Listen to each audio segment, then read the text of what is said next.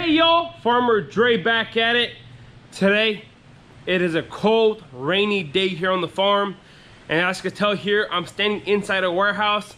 And today I'm gonna show you guys exactly how we store our raw honey. So as you guys know, we sell local honey here in our store, in our farm store. And we have two different kinds from two different growers. This comes out of Greenfield, Missouri. This is a guy, he has about 300 beehives. And this company right here, the Ozarka brand, comes from Neosho. This is just a packing facility. So what they do, they just buy a bunch of raw honey and then they just package it. They make all the different types of stuff. They put in this quart stuff.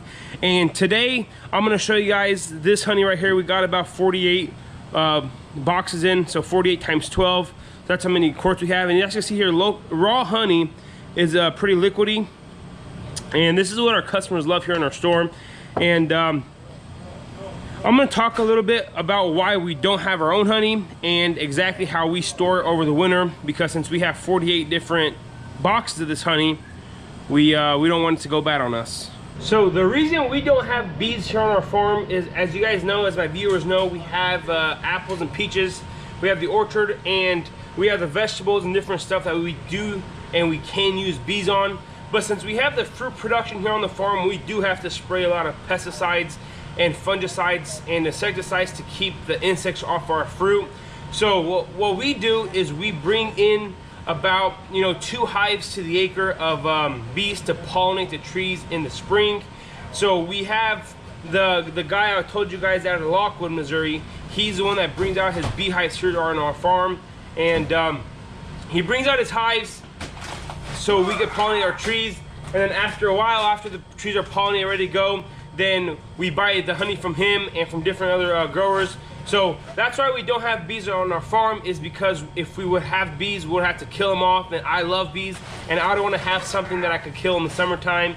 And if you guys are wondering what that noise is, my brother Adrian here, he's putting the flowers in its right place in the dry storage room, and he wants to make funny noises here to bug me on my YouTube channel, but it's all right. So now I'm gonna go in the warehouse and show you guys exactly how we store our honey and how to keep it from crystallizing, and let's go.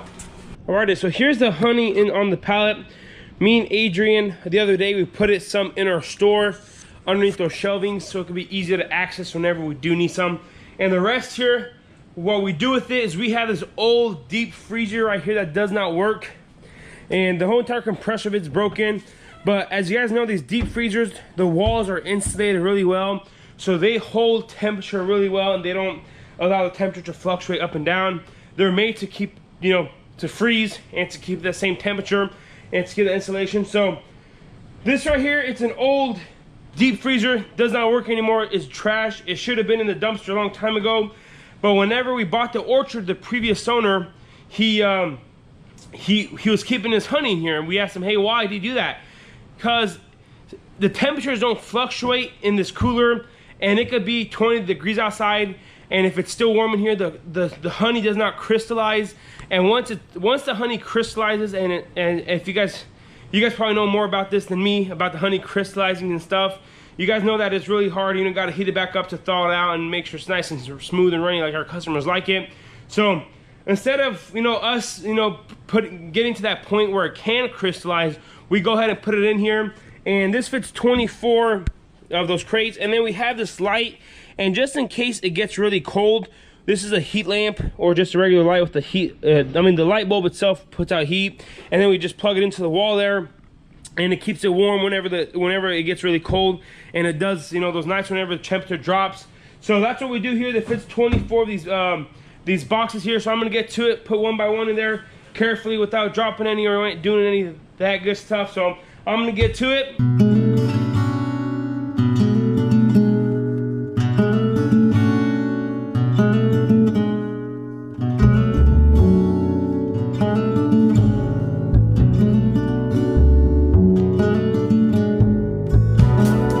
So I was totally wrong. We only fit 12. I don't know why I thought 24. But these restaurants, we still have some room underneath the store in there, underneath the shelving. So we got 5 more here. And these buckets are full of raw honey as well, but we use these in the bakery. Excuse me. And we use those instead of using the jars. We just use the buckets Makes it a lot easier to transport stuff and 5-gallon bucket full of honey. I'm gonna go ahead and close this up, and then whenever it gets really cold, we're gonna go plug it in. Now we're gonna go ahead and put the honey on the bottom shelf there. There's just 5 boxes here. That's all we have, and then we'll put the buckets out there inside the bakery and get to it. So actually, I got almost time. I'm gonna get the expiration and that can from the ice. I'll tell you.